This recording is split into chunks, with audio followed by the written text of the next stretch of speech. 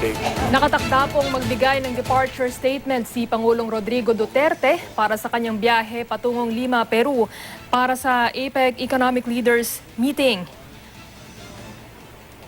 Sa ngayon po, dumating na siya sa Davao City International Airport at inaantabayanan na ang kanyang departure statement. Nakikipag-usap na lamang siya sa kanyang Chief of Staff na si Bongo para sa ilang mga bagay. Umupo po kayo.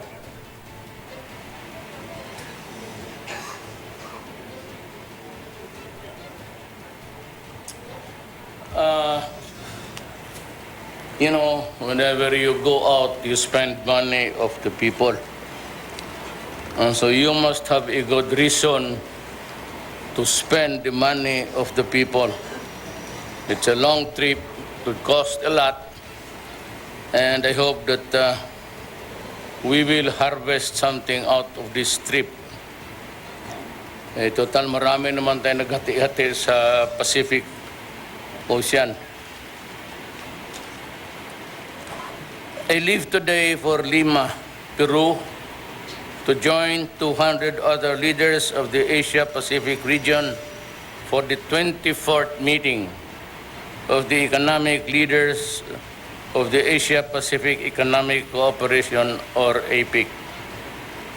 This will be an important opportunity for the Philippines to work closely with their economic partners in the region to take stock of the efforts to facilitate economic growth and prosperity in the Asia-Pacific and to determine ways of moving forward to achieve our shared goals.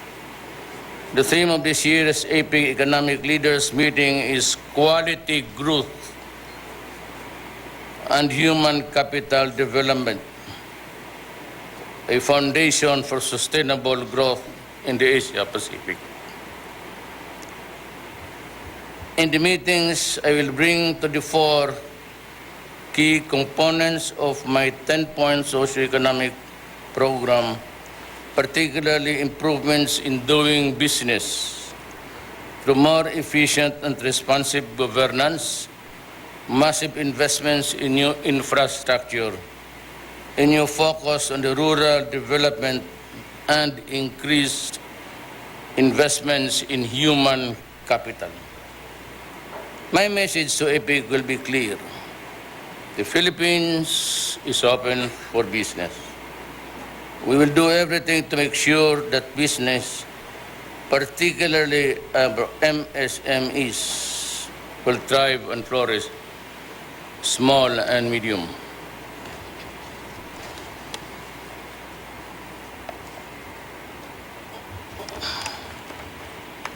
I will highlight government policy support as well as efforts to address corruption and criminality as building blocks of a strong and resilient economy aimed at inclusive and continued growth.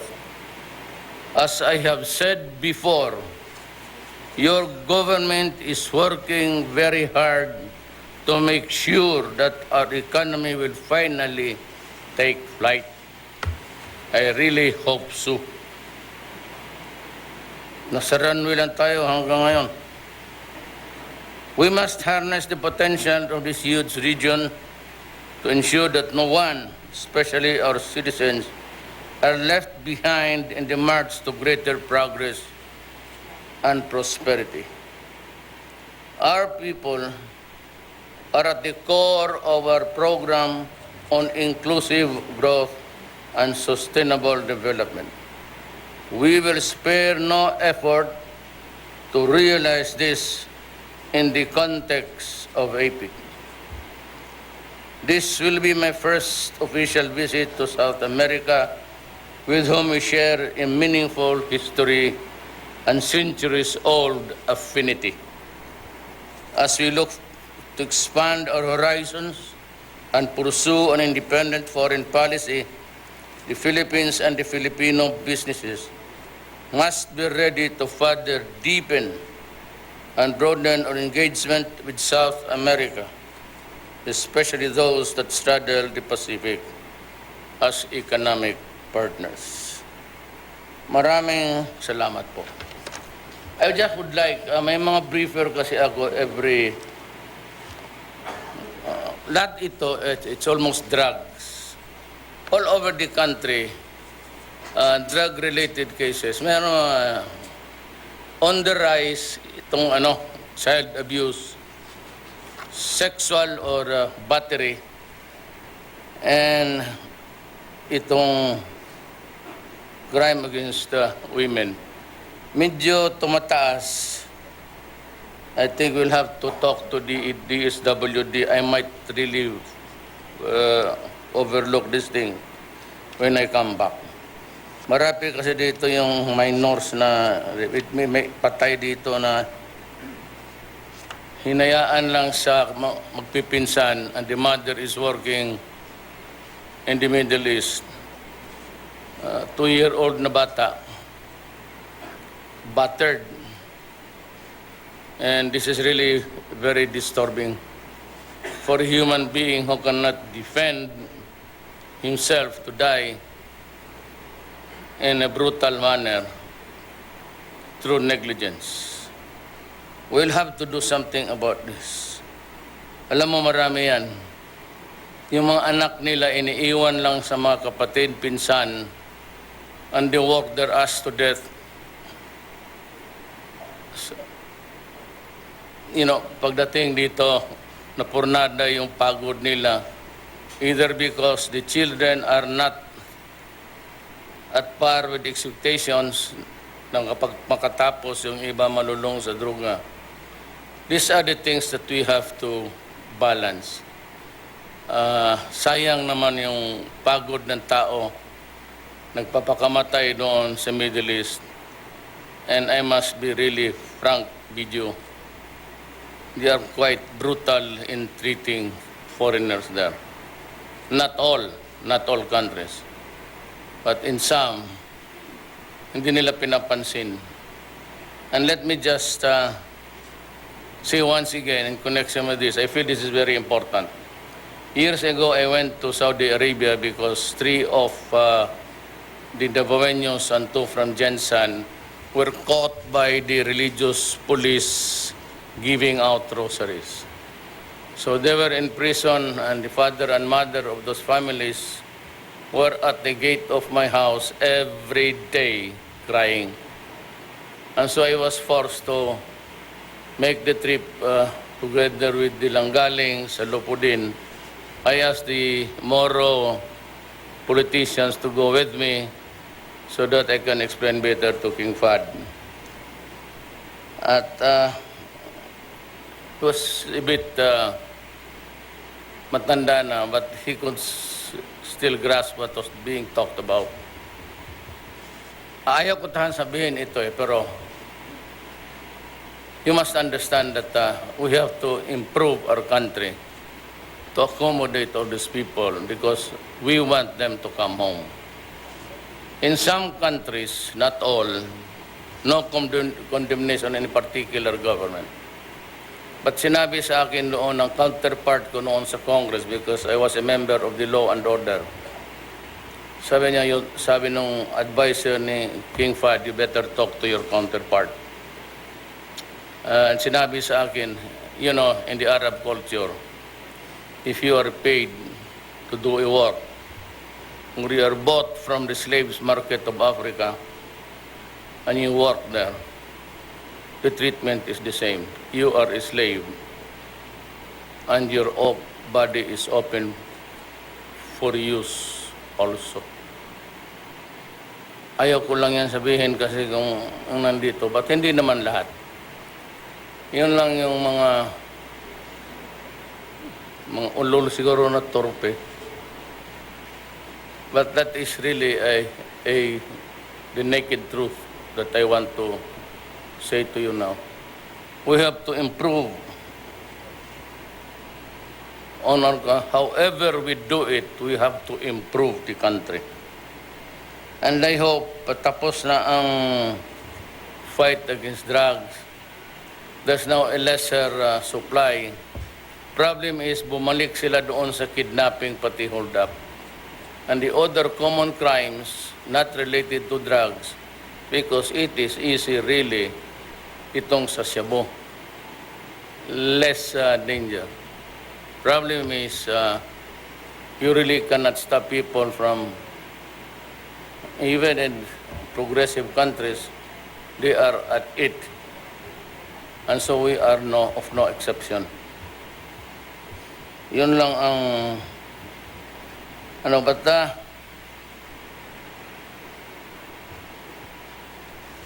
Bong ito yung dito. I do not want to pull my own chair. Hindi ko na kailangan magyabang. Presidente na ako. But of all the people, because sinasadya ko talaga yan eh, I purposely do it. Bad manners, para makuha ko yung talaga, what would be the worst reaction of the nation, of my style. Pero sinasadya ko yan. Actually, kung galit ako, talagang ganon ang ko. Because all the while, when I was trying to explain that the 300 to 300,000 people who died in the fight against drugs, especially at the beginning of the first 2 months, hindi atin yun. They were there, maybe because of the involvement of the police, no offended to the audience there. They were cleansing and purging the ranks. Hindi atin yun. Yung inkwentro talaga na sinasabing inkwentro, yun ang atin. But they kept on hammering on the 3,000 as if it was mine. And I said, they think that I enjoy killing my own countrymen. But nabasa ko kasi ito dito. And this is what is it all about. Nakuha ng gago eh. He was able to read my mind. And he said, the Philippine president knows the strategic value of his country very well and has been playing high-octane power politics, something that has been absent in Southeast Asia for decades. After the president's visit to China, Philippine relations with China have improved dramatically, with the Filipino fishermen able to return and fish in Scarborough Shoal.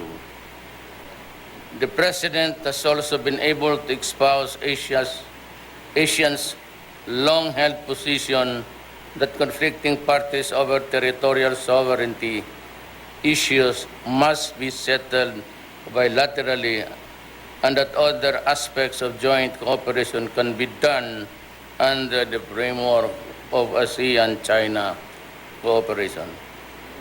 By reducing tensions with China, the President has contributed to the strengthening of China-ASEAN cooperation, paving the way for other claimants to work on the settlement of their own disputes with China. For example, Malaysia, yung sumunod sa atin. With lesser tension in the South China Sea, the U.S. will have difficulties in finding reasons to enhance its presence and monitoring in these waters. Yun talaga ang gusto ko at nakuha ko. Yung alam ko man, when you say if it had slur courses, I know that the world was listening. I know that they would get a lot of flack. But nobody was listening because I was trying to explain to them of the hugeness of the problem and the challenges before us. But itong human rights, including President Obama, unfortunately, trivialized. Minamaliit nila yung problema. At alam nila wala tayong para that we're in the middle of this budget. We spend what the budget says for today. And that budget was prepared last year by Aquino, not mine. And we would not have really thought that it would be this big until I squeezed everybody when I became president. So masakit sa akin kasi about 4 million Filipinos are addicted. At ganunin mo lang ako pa ang... And mind you, sabi ng Russia, we will protect you. And the problema, ang Russia withdrew from the International Court, Criminal Court. What could be the reason, I really do not know. Maybe to protect what they are doing in Syria, the incessant bombing and the killing of civilians. Yan ang leksyon ng UN. UN is dominated by the US. At saka yung climate change. We were debating that particular issue with the rest of the cabinet for about an hour. Ang akin kasi, there is no sanction for a violation. Yung money na 200 billion na pinagyayabang nila would come from the industrialized countries. Here comes the Obama says, "Utsa, bakit ako magasto sa mga... dapat you should worry of your own problems. Do not let America spend for you." And second is the absence of a sanction. And the treaty is binding. But if you choose to ignore, there is no sanction. Nobody goes to prison. Does not even, it says that you'll be reprimanded. Wala. Nothing. And the money, sabi manggaling sa industrialized countries. Wala namang sinabi kung sino. Kaya si Trump, sabi niya, hindi ako gagastos ng problema ninyo. If you want to improve your climate there, above your sky, do it yourself. Bakit kami? So sinabayan niya, maybe, sabi niya, wala inutil yung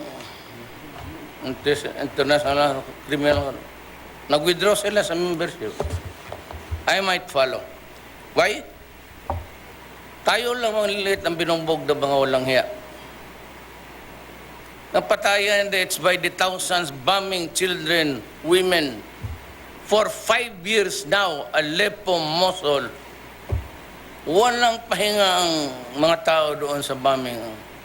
And they have come to terms by just saying, it's the will of Allah.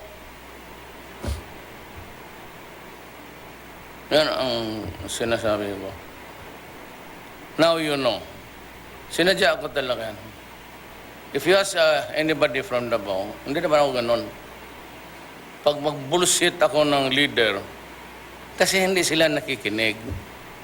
Everybody was going back and forth every day on the same issue of extrajudicial killing. They didn't listen to me. I tried to explain that hindi amin yan. Meron nung ayaw makinig. Eh di sinabi ko, putang ina yung mga hindot kayo. Oh, kinig sila sa akin. Sino ito nagmumura? O ako, bakit? See? Kabastusan nila yan, hindi akin. They forced me into it. Ngayon nagmura ako, talagang binastos ko, binaboy ko sila. Oh.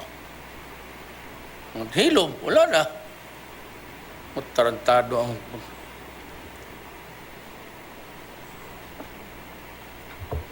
You know, if China and Russia would decide to create a new order, I will be the first to join. Alis ako dyan sa... There used to be the League of Nations before. It was in Hague, something.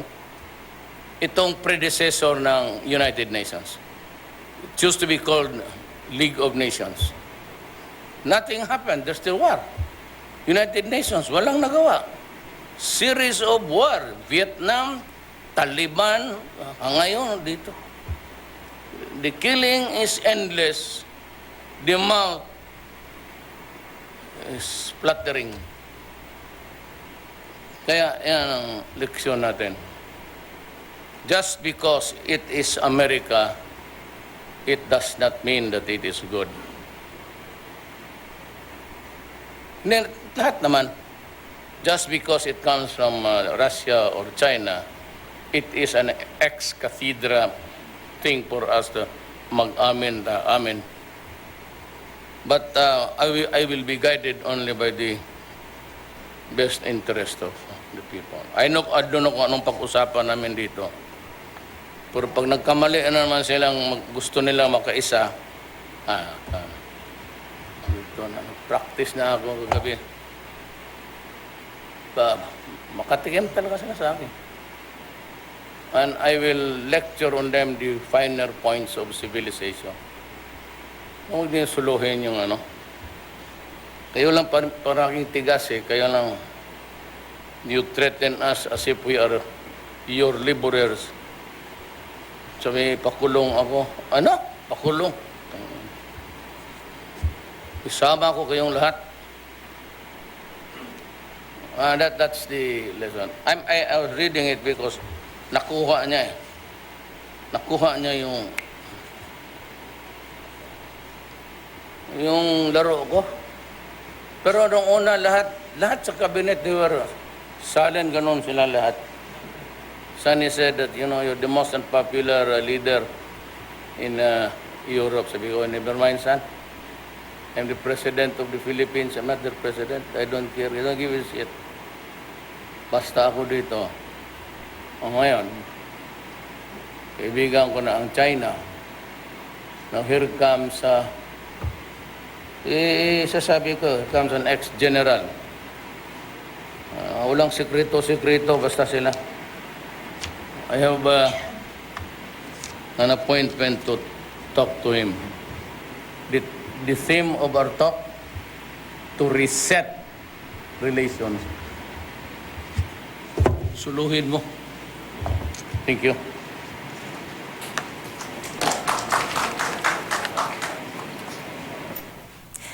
At yan po ang departure statement ni Pangulong Rodrigo Duterte na babiyahe na po papuntang Lima, Peru para sa ika-24 na meeting ng mga economic leaders sa Asia-Pacific region.